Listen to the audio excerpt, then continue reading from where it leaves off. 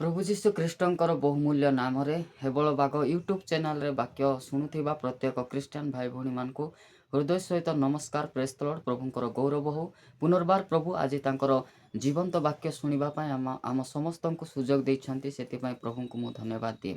ପ୍ରିୟମାନେ, ଯେଉଁ ପରମେଶ୍ୱରଙ୍କୁ ଆମେ ବିଶ୍ୱାସ କରୁଛୁ ଆଉ ଯେଉଁ ପରମେଶ୍ୱରଙ୍କର ହାତ ଆମେ ଧରୁଛୁ, ସେହି ପରମେଶ୍ୱର ଆମକୁ ବିଶ୍ୱସ୍ତ ଆଉ ଆତ୍ମିକ କରିବା ପାଇଁ ସେ ସବୁ ସମୟରେ ବିଶ୍ୱସ୍ତ ପରମେଶ୍ୱର ଅଟନ୍ତି। ସେଥିପାଇଁ ଆସନ୍ତୁ ଆମେ ପରମେଶ୍ୱରଙ୍କୁ ଧନ୍ୟବାଦ ଦେବା ଆଉ ଆଜିର ବାକ୍ୟ ଶୁଣିବା। ମାନେ ପ୍ରିୟମାନେ, ପ୍ରତ୍ୟେକଟି ସମୟରେ ପରମେଶ୍ୱର ତାଙ୍କ ନିକଟବର୍ତ୍ତୀ ହେବା ପାଇଁ ଆମ ସମସ୍ତଙ୍କୁ ସେ ସାହାଯ୍ୟ କରୁଛନ୍ତି।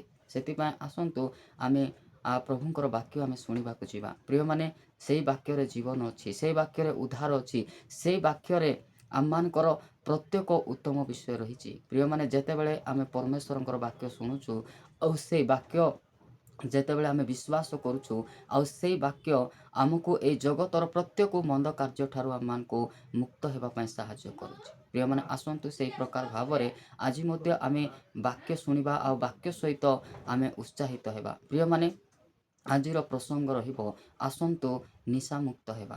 ପ୍ରିୟମାନେ, ଏଇ ଜଗତରେ ଅନେକ ନିଶା ଅଛି। ପ୍ରିୟମାନେ, ସେଇ ନିଶାରେ ଅନେକ ଲୋକ ଆଜି ମଧ୍ୟ ପଡ଼ିଛନ୍ତି।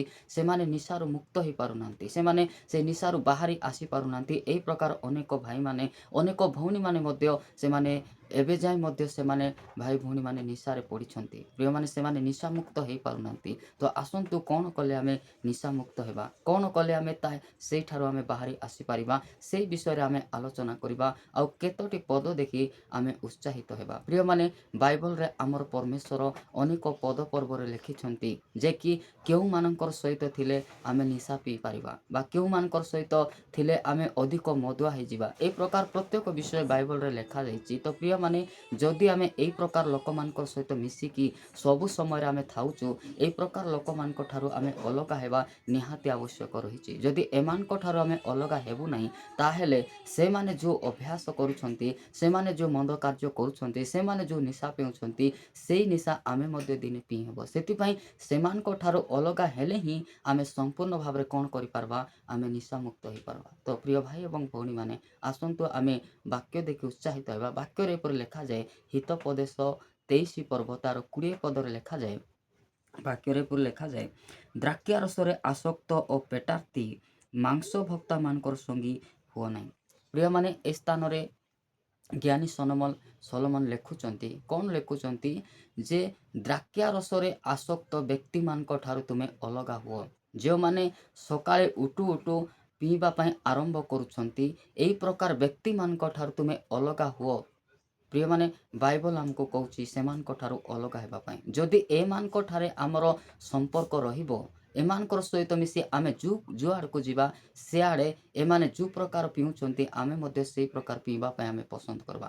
ଯଦି ଆମେ ନିଶାମୁକ୍ତ ହେବାକୁ ଚାହୁଁଛୁ, ତାହେଲେ ପ୍ରିୟ ଭାଇ ଏବଂ ଭଉଣୀମାନେ, ଆମେ କ'ଣ କରିବାର ଅଛି, ସବୁ ସମୟରେ ନିଶାରେ ପଡ଼ିଥିବା ଲୋକମାନଙ୍କ ଠାରୁ ବା ବ୍ୟକ୍ତିମାନଙ୍କ ଠାରୁ ଆମେ ଅଲଗା ହେବା ନିହାତି ଆବଶ୍ୟକ ରହିଛି। ଯଦି ଏମାନଙ୍କ ଠାରେ ଆମେ ମିଶିକି ନଥିବୁ, ଏମାନେ ଯେ ପ୍ରକାର ବ୍ୟବହାର କରୁଛନ୍ତି, ଏମାନେ ଯେଉଁ ପ୍ରକାର ସ୍ୱଭାବରେ ଅଛନ୍ତି, ସେଇ ସ୍ୱଭାବ ଆଉ ସେଇ ବ୍ୟବହାର ଆମମାନଙ୍କର ଜୀବନକୁ ମଧ୍ୟ ପଳାଇ ଆସିବ। ସେଥିପାଇଁ ଯେତେବେଳେ ଆମେ ଦେଖୁଛୁ ଯେ ସେମାନେ ସବୁ ସମୟରେ ନିଶାରେ ଆସକ୍ତ ଆଉ ସେଇଠାରୁ ବାହାରି ପାରୁନାହାନ୍ତି, ଏ ପ୍ରକାର ବ୍ୟକ୍ତିମାନଙ୍କ ଠାରୁ ଆମେ ପୃଥକ ହେବା ବା ଅଲଗା ହେବା ନିହାତି ଆବଶ୍ୟକ ରହିଛି। ପ୍ରିୟମାନେ, ସେଇଟା ବାଇବଲରେ ଲେଖାଯାଇଛି, ଦ୍ରାକ୍ଷାରସରେ ଆସକ୍ତ ଓ ପେଟାର୍ଥୀ ମାଂସ ଭକ୍ତାମାନଙ୍କ ସଙ୍ଗୀ ହୁଅ ନାହିଁ।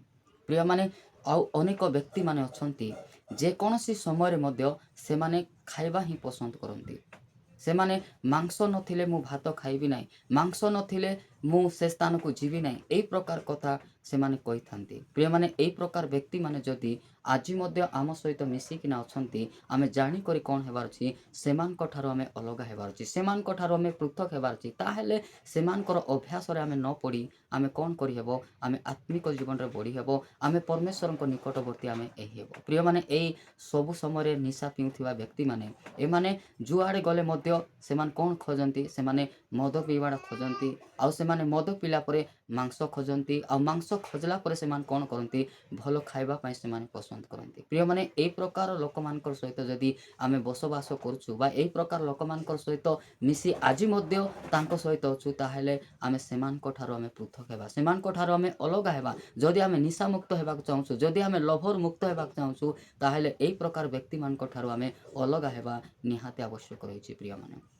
ସେଥିପାଇଁ ପରମେଶ୍ୱର କହୁଛନ୍ତି ଏହି ପ୍ରକାର ଲୋକମାନେ ଯଦି ତୁମଠାରେ ଅଛନ୍ତି ତାହେଲେ ତୁମେ କ'ଣ କର, ଏମାନଙ୍କ ଠାରୁ ତୁମେ ଅଲଗା ହୁଅ। ପ୍ରିୟମାନେ ଏମାନଙ୍କ ଠାରୁ ଯଦି ଆମେ ଅଲଗା ହେବା ନାହିଁ ତାହେଲେ ସେମାନଙ୍କର ଅଭ୍ୟାସ, ସେମାନଙ୍କର ସ୍ୱଭାବ, ସେମାନଙ୍କର ପ୍ରତ୍ୟେକ ବିଷୟ ଆମମାନଙ୍କର ଜୀବନକୁ ଆସିବ ଆଉ ସେମାନେ ଯେପରି ଭୁଲ ବାଟରେ ଅଛନ୍ତି, ସେମାନେ ଯେପରି ବିନଷ୍ଟ ପଥରେ ଅଛନ୍ତି, ଆମେ ମଧ୍ୟ ସେହି ପ୍ରକାର ଭୁଲ ବାଟରେ ଆଉ ବିନାଶ ପଥରେ ଯାଇହେବ। ସେଥିପାଇଁ ଆମେ ଜାଗ୍ରତ ଆଉ ସଚେତନ ହେଇ ଆମର ପରମେଶ୍ୱରଙ୍କ ନିକଟକୁ ଆମେ ଯିବୁ। ତ ଆସନ୍ତୁ ଆମେ ଆଉ ଗୋଟେ ପଦ ପଢ଼ିବା।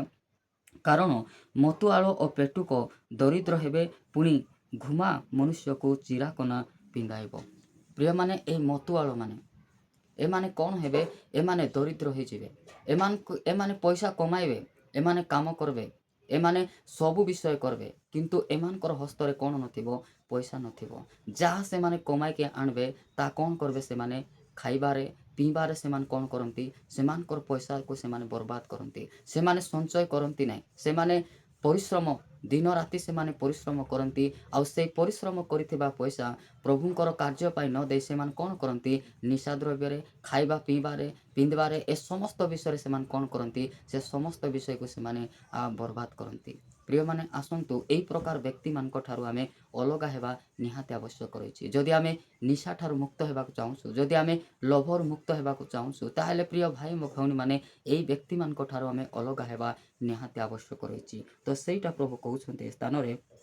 ସେ କହୁଛନ୍ତି କାରଣ ମତୁଆଳ ଓ ପେଟୁକ ଦରିଦ୍ର ହେବେ, ପୁଣି ଘୁମା ମନୁଷ୍ୟକୁ ଚିରାକନା ପିନ୍ଧାଇବ।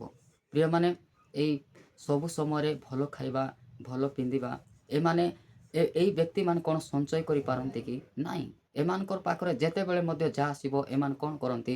ଏମାନେ ଖର୍ଚ୍ଚାନ୍ତ କରନ୍ତି ଆଉ ଭଲ ଖାଇବାଟା ଏମାନେ ପସନ୍ଦ କରନ୍ତି, କିନ୍ତୁ ଏମାନେ ସଞ୍ଚୟ କରିବାକୁ ଏମାନେ ଶିଖନ୍ତି ନାହିଁ। ତ ପ୍ରିୟ ଭାଇ ଏବଂ ଭଉଣୀମାନେ ଏହି ପ୍ରକାର ବ୍ୟକ୍ତିମାନଙ୍କ ସହିତ ଯଦି ଆମେ ମିଶିବା ତାହେଲେ ସେମାନେ ଯେପରି ଦରିଦ୍ର ହେବେ ଆମେମାନେ ମଧ୍ୟ ସେହି ପ୍ରକାର ଦରିଦ୍ର ହେବା। ସେଥିପାଇଁ ଏହି ସ୍ଥାନରୁ ଯଦି ଆମେ ବଞ୍ଚିବାକୁ ଚାହୁଁଛୁ ତାହେଲେ ଏହି ପ୍ରକାର ଲୋକମାନଙ୍କ ଠାରୁ ଆମେ ଅଲଗା ହେବା ନିହାତି ଆବଶ୍ୟକ ରହିଛି। ପ୍ରିୟମାନେ ଆମେ ଧ୍ୟାନ ଦେବା, ଯଦି ଆମ ସହିତ, ଆମ ପରିବାର ସହିତ ବା ଆମ ବ୍ୟକ୍ତିଗତ ଜୀବନ ସହିତ ବା ଆମମାନଙ୍କର ସହିତ ଏମିତି ବ୍ୟକ୍ତିମାନେ ଅଛନ୍ତି ଯଦି ଆମେ ଚିହ୍ନଟ କରୁଛୁ ତାହେଲେ ଏହି ପ୍ରକାର ବ୍ୟକ୍ତିମାନଙ୍କ ଠାରୁ ଆମେ ନିହାତି ଅଲଗା ହେବାର ଆବଶ୍ୟକ ରହିଛି। ପ୍ରିୟମାନେ ଆସନ୍ତୁ ଆମେ ଆଉ ଗୋଟେ ପଦ ପଢ଼ିବା।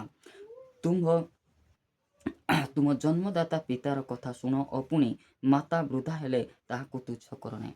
ପ୍ରିୟମାନେ ଯଦି ଏହି ପ୍ରକାର କାର୍ଯ୍ୟରେ ଆମେ ଆସକ୍ତ ଅଛୁ, ଯଦି ଆମର ପିତା ମାତା ମାନେ ଜାଣୁଛନ୍ତି ଆଉ ଯଦି ଆମକୁ ଅନୁଯୋଗ କରୁଛନ୍ତି, ଆମକୁ କହୁଛନ୍ତି ଯେ ସେ ଜଣେ ସବୁ ସମୟରେ ପିଉଥିବା ବ୍ୟକ୍ତି, ସେ ଜଣେ ମଦୁଆ ବ୍ୟକ୍ତି, ସେ ଜଣେ ପେଟୁକ ବ୍ୟକ୍ତି ବା ସେ ଜଣେ ଖର୍ଚ୍ଚାନ୍ତ କରୁଥିବା ବ୍ୟକ୍ତି, ଏହି ବ୍ୟକ୍ତିମାନଙ୍କର ସହିତ ମିଶିଲେ ତୁମର ଜୀବନ ଭଲ ହେବ ନାହିଁ, ତୁମେ ଭଲରେ ନଥିବ, ତୁମେ ବର୍ବାଦ ହେଇଯିବ, ଏହି ପ୍ରକାର କଥା କହି ଯଦି ଆମର ମା ବାପା ଆମକୁ ଯଦି ଅନୁଯୋଗ କରୁଛନ୍ତି ବା ଆମକୁ ଯେତେବେଳେ ଶିକ୍ଷା ଦେଉଛନ୍ତି ସେହି ସମୟରେ ସେହି ଶିକ୍ଷାକୁ ଆମେ ମାନି ଯେତେବେଳେ ସେମାନଙ୍କ ଠାରୁ ଆମେ ପୃଥକ ହେଇଯିବା ତାହେଲେ ଆମେ ସେମାନଙ୍କର ସେଇ ଅନ୍ୟାୟ ଠାରୁ ବା ସେମାନଙ୍କର ସେଇ ଖରାପ କାର୍ଯ୍ୟ ଠାରୁ ଆମେମାନେ ବଞ୍ଚିଯିବା। ପ୍ରିୟମାନେ ଆସନ୍ତୁ ଅନୁଯୋଗ କରୁଥିବା ସମୟରେ ଆଉ ଆମକୁ ଶିକ୍ଷା ଦେଉଥିବା ସମୟରେ ଆମେ এই ସମସ୍ତ ଶିକ୍ଷାକୁ ଶୁଣି କ'ଣ କରବାର ଅଛି?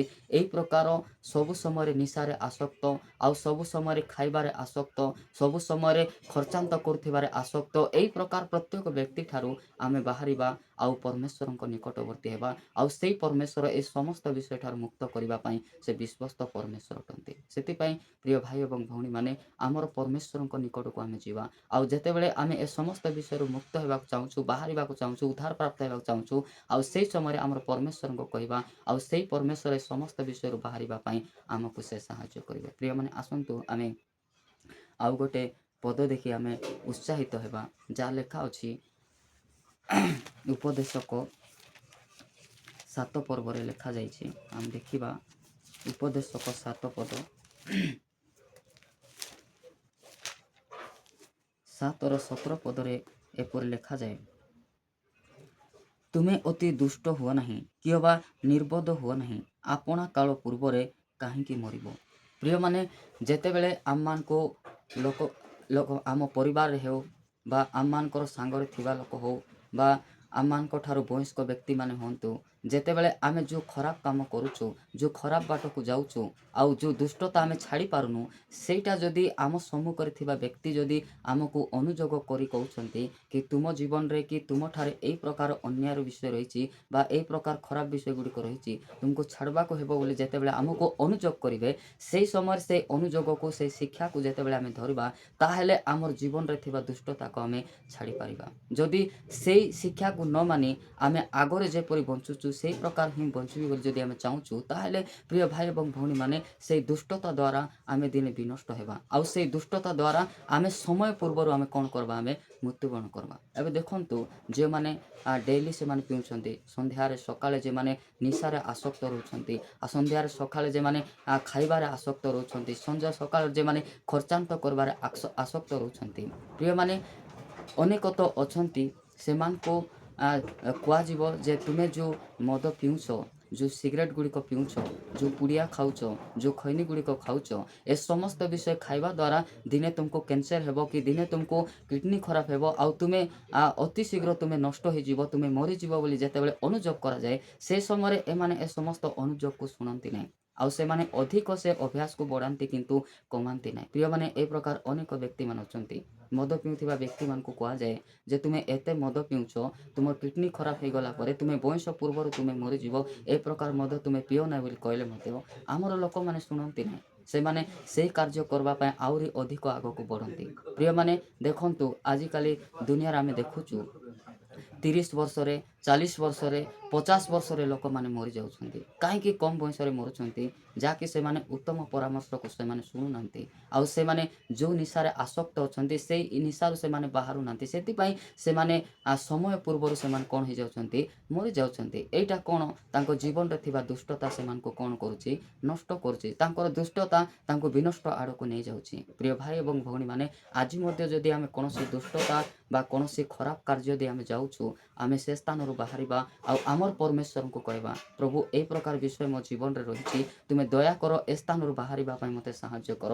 ଆଉ ନିଶ୍ଚିନ୍ତ ଭାବରେ ଆମର ପରମେଶ୍ୱର ଆମକୁ ସାହାଯ୍ୟ କରିବେ। ପ୍ରିୟମାନେ, ଆମର ପରମେଶ୍ୱର ବିଶ୍ୱସ୍ତ ପରମେଶ୍ୱର ଅଟନ୍ତି। ଆଜି ମଧ୍ୟ ଆମକୁ ପରିତ୍ରାଣ ଦେବା ପାଇଁ, ଆଜି ମଧ୍ୟ ଆମକୁ ଆତ୍ମିକ କରିବା ପାଇଁ, ଆଜି ମଧ୍ୟ ଆମକୁ ବିଶ୍ୱସ୍ତ କରିବା ପାଇଁ ସେ ବିଶ୍ୱସ୍ତ ପରମେଶ୍ୱର ଅଟନ୍ତି। ଆଉ ସେ ଅପେକ୍ଷାରେ ଅଛନ୍ତି। ପ୍ରିୟମାନେ, କେବଳ ଆମେ ଫେରିବାର ଆବଶ୍ୟକ ରହିଛି ଆଉ ଆମେ ସମର୍ପଣ ହିଁ ଆମର ପରମେଶ୍ୱରଙ୍କୁ କହିବା ଆବଶ୍ୟକ ରହିଛି। ଆମେ ଯେତେବେଳେ କହିବା, ସେଇ ପରମେଶ୍ୱର ଉଦ୍ଯୋଗର ସହିତ ଆମର ପ୍ରତ୍ୟେକ କଥାକୁ ଶୁଣି ଆମକୁ ମୁକ୍ତ କରିବା ପାଇଁ ସେ ବିଶ୍ୱସ୍ତ ଅଟନ୍ତି।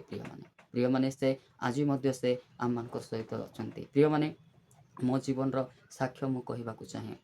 ମୋ ଜୀବନରେ ମୁଁ ଏତେ ମଦ ପିଉଥିଲି ଯେ କି ସେ ମଦ ଠାରୁ ବାହାରିବା ପାଇଁ ମୁଁ ପାରୁନଥିଲି। ମୋତେ ମଦରୁ ମୁକ୍ତ କରିବା ପାଇଁ ମୋ ପରିବାରର ଲୋକମାନେ ବିଭିନ୍ନ ସ୍ଥାନକୁ ନେଇଯାଇଥିଲେ।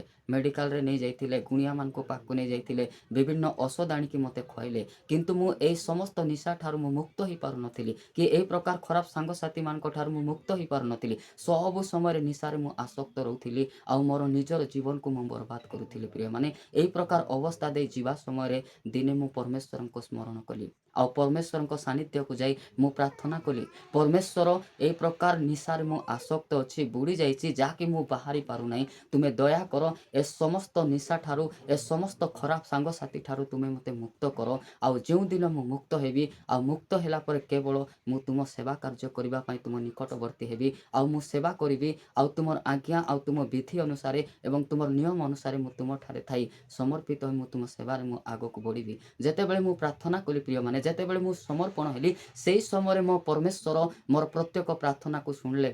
ଆଉ ପ୍ରିୟମାନେ, ତାହିଁରୁ ମୁକ୍ତ କରିବା ପାଇଁ ସେ 6 ମାସ ଲଗାଇ ନାହାନ୍ତି କି ବର୍ଷେ ସେ ଲଗାଇ ନାହାନ୍ତି କି 10 ବର୍ଷ ସେ ଲଗାଇ ନାହାନ୍ତି। ପ୍ରିୟମାନେ, 5 ମିନିଟ୍ ଭିତରେ ମୋତେ ସବୁ ପ୍ରକାର ନିଶାରୁ ପରମେଶ୍ୱର ମୁକ୍ତ ହେବା ପାଇଁ ମୋତେ ସାହାଯ୍ୟ କଲେ। ଆଉ ଆଜି ସବୁ ଏ ଜଗତର ଯାହା ବି ନିଶା ଅଛି, ସବୁ ନିଶାରୁ ମୁକ୍ତ ହେଇ ପରମେଶ୍ୱର ମୋତେ ମୁକ୍ତ କଲେ। ଆଉ ମୁଁ ମୁକ୍ତ ହେଇ ଏବେ ପରମେଶ୍ୱରଙ୍କ ସହିତ ମୁଁ ଅଛି, ମୁଁ ଶାନ୍ତିରେ ଅଛି, ମୁଁ ଆନନ୍ଦରେ ଅଛି। ଆଉ ପରମେଶ୍ୱର ମୋତେ ଉତ୍ତମ ଭାବରେ ଆଗକୁ ବଢ଼ାଉଛନ୍ତି ଆଉ ତାଙ୍କର ସେବା କାର୍ଯ୍ୟ କରିବା ପାଇଁ ତାଙ୍କର ସେ ପବିତ୍ର ଆତ୍ମା ମଧ୍ୟ ଦେଇଛନ୍ତି। ପ୍ରିୟମାନେ, ଆମେ ଯେତେବେଳେ ଉତ୍ତମ କାର୍ଯ୍ୟ କରିବା ପାଇଁ ଇଚ୍ଛା କରିବା ଆମର ପରମେଶ୍ୱର ତା ଆମମାନଙ୍କର ଜୀବନରେ କରିବେ। ସେଥିପାଇଁ ଆମର ଜୀବନରେ ଥିବା ଦୁଷ୍ଟତାକୁ ଆମ ଜୀବନରେ ଥିବା ଖରାପ କାର୍ଯ୍ୟକୁ ଆମେ କ'ଣ କରବାର ଅଛି ଛାଡ଼ବା ପାଇଁ ଆମେ ଆଗ୍ରହ ହେବାର ଅଛି।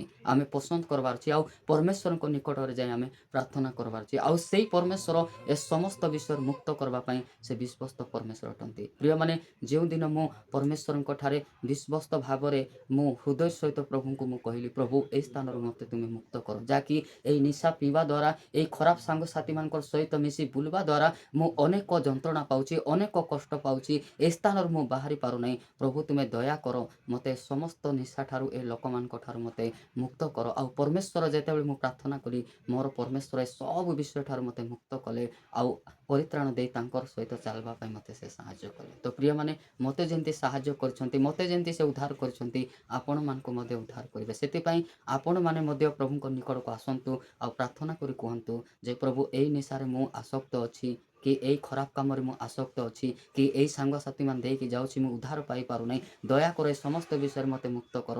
ଆମର ପରମେଶ୍ୱର ମୁକ୍ତ କରିବା ପାଇଁ ଆଜି ମଧ୍ୟ ଆପଣମାନଙ୍କୁ ସେ ଜଗିଛନ୍ତି। କେତେବେଳେ ମୋର ପିଲା କହିବ ମୁଁ ତାକୁ ମୁକ୍ତ କରିବି ବୋଲି, କେତେବେଳେ ମୋର ପିଲା କହିବ ମୁଁ ତାକୁ ପରିତ୍ରାଣ ଦେବି ବୋଲି ଏବେ ମଧ୍ୟ ସେ ବିଶ୍ୱସ୍ତ ଭାବରେ ଜଗିଛନ୍ତି। ପ୍ରିୟମାନେ ଲେଟ୍ କରନ୍ତୁ ନାହିଁ, ଦୟାକରି ଆପଣମାନେ ଯଦି ଏହି ପ୍ରକାର କାର୍ଯ୍ୟରେ ଅଛନ୍ତି ତାହେଲେ ପ୍ରଭୁଙ୍କୁ କୁହନ୍ତୁ ସେ ମୁକ୍ତ କରିବେ, ପରିତ୍ରାଣ ଦେବେ ଆଉ ତାଙ୍କ ରାଜ୍ୟକୁ ଯିବା ପାଇଁ ସେ ସାହାଯ୍ୟ କରିବେ। ପ୍ରଭୁ ଆସନ୍ତୁ ଏହି ଛୋଟ ବାକ୍ୟ ଦେଇ ଆମ ସମସ୍ତଙ୍କୁ ଆଶୀର୍ବାଦ କରନ୍ତୁ। ଆମେନ୍।